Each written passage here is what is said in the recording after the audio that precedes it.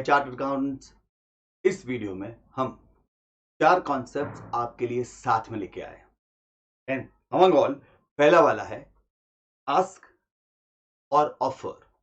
Ask और offer ये share market related concept है, तो इसी तरीके से पढ़ते हैं। The lowest price at which an owner is willing to sell his securities. क्या कहते हैं? द लोएस्ट प्राइस, भाई जो सिक्योरिटी मतलब शेयर या सिक्योरिटी का जो ओनर है वो कम से कम प्राइस पे जो दाम पे अपने शेयर या सिक्योरिटी को बेचना चाहता है और जो ऑफर करता है उसे कहते हैं क्या? आस्क और offer. Ask or offer the lowest price at which an owner is willing to sell his what? Securities. Simple. इसके बाद ऑडिट।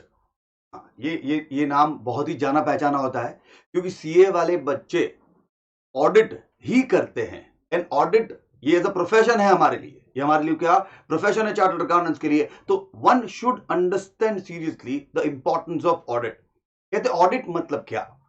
तो कहते हैं audit is a careful review of financial records of an organization to verify their accuracy. कहते हैं audit कोई भी कर सकता है, लेकिन ऑडिट करने के बाद क्या जो सर्टिफिकेट देना होता है ना, जो रिपोर्ट देना होता है, वो सिर्फ चार्टर्ड अकाउंटेंट बना सकता है। चार्टर्ड अकाउंटेंट साइन कर सकता है। तो आप लोग सीए होंगे तो एक अलग लेवल पे होंगे।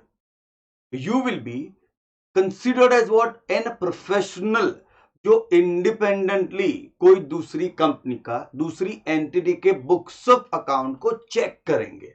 And you will finally certify कि ये सब कुछ ट्रू एंड फेयर है या नहीं है।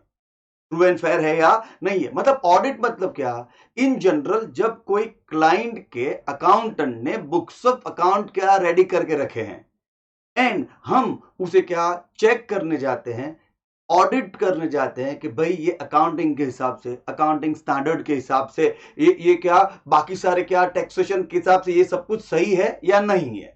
तो जो ऑडिट करेगा वो ऑडिटर कहलाता है। आप लोग ये जानते ही हैं, जो ऑडिट करेगा उसे क्या कहते हैं? हम ऑडिटर कहते हैं। चल, आफ्टर ऑडिट एक और कॉन्सेप्ट ले लेते हैं। वाह, बैड डेट्स। हाँ, बैड डेट्स मतलब पैसा आना था अब नहीं आएगा।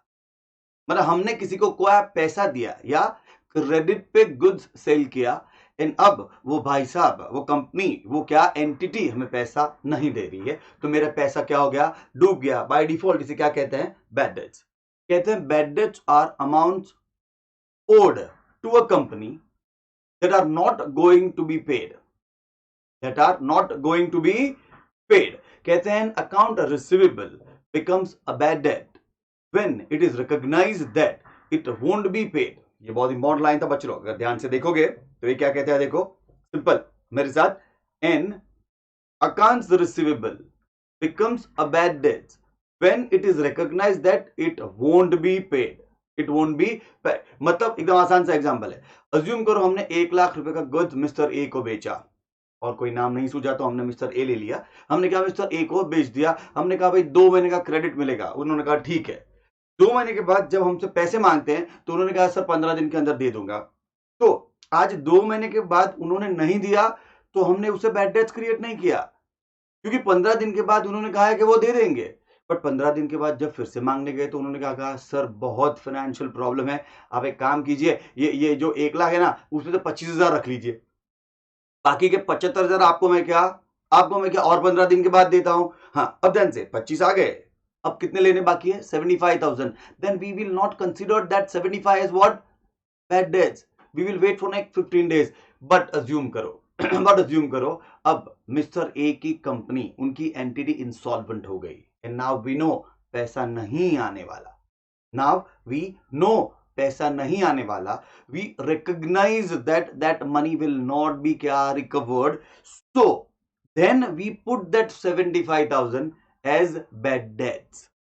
As what? Bad debts. मतलब जब कंफर्म हो जाए पैसा नहीं ही आएगा, सामने वाला नहीं दे सकता, फाइनली अपने हाथ ऊपर कर लेता है, भाई मेरे पास पैसे नहीं, अभी मेरे पास पैसे नहीं है, तब उसे बैड डेट्स मानते हैं। तब तक हम पॉजिटिव रहता है।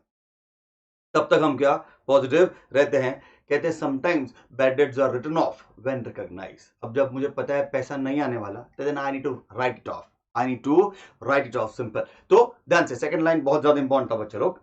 चल, नेक्स्ट कॉन्सेप्ट आपके लिए है, उसे कहते हैं बैलेंस शीट। आप लोग जानते हैं बैलेंस शीट क्या होता है? हम लिखते हैं ना बैलेंस शीट एज ऑन। हाँ, ये तो बेसिक डिफरेंस है, बहुत सारे बच्चों को ये पता ही नहीं होता। हम लिखते हैं trading profit and loss account for the year ended. हाँ, तो trading and profit and loss account ये एक पीरियड के लिए होता है, और बैलेंस शीट आज के दिन की बनती है। हाँ, इसलिए डिफरेंस क्या है देखो, trading and profit and loss account for the year ended 2021, for the year ended March 2021। तो ये क्या हो गया, 1 अप्रैल 2020 से लेके 31 मार्च 2021 तक के पीरियड का trading and profit and loss account है। बट बैलेंस शीट के बारे में क्या लिखते हैं, आप लोग सब जानते हैं। हम बैलेंस शीट के बारे में क्या लिखते हैं, बैलेंस शीट एज ऑन 31 मार्च 2021। ये जो एज ऑन लिखा ना, तो सारी वैल्यू बैलेंस शीट में जितनी भी असेट्स एंड लायबिलिटीज है, उसकी एज ऑन 31 मार्च वैल्यू क्या है। तो बैलेंस शीट क्या बताता है, राइट हैंड साइड पे असेट्स, लेफ्ट हैंड साइड पे क्या, लायबिलिटीज। हाँ, अभी तो ये टी फॉर्म चलता नहीं है, वर्टिकल फॉर्मेट ही आ गया है, तो कोई टेंशन नहीं है। आगे देख लीजिए, पढ़ लेते हैं। Balance sheet is a statement of financial position of a company at a single specific time.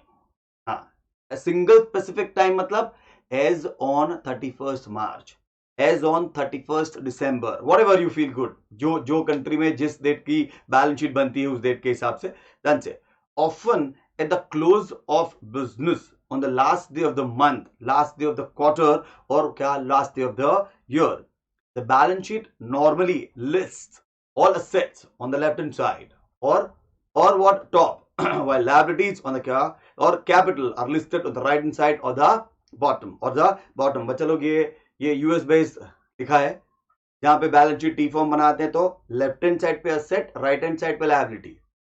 अपने देश में क्या होता है, राइट हैंड साइड पे असेट, लेफ्ट हैंड साइड पे लायबिलिटीज, लेफ्ट हैंड साइड पे लायबिलिटीज। तो कंफ्यूज नहीं होना है, अगर किसी ने पूछा तो अपने साइड पे क्या आएगा, राइट हैंड साइड पे ही असेट आएगा, बराबर है।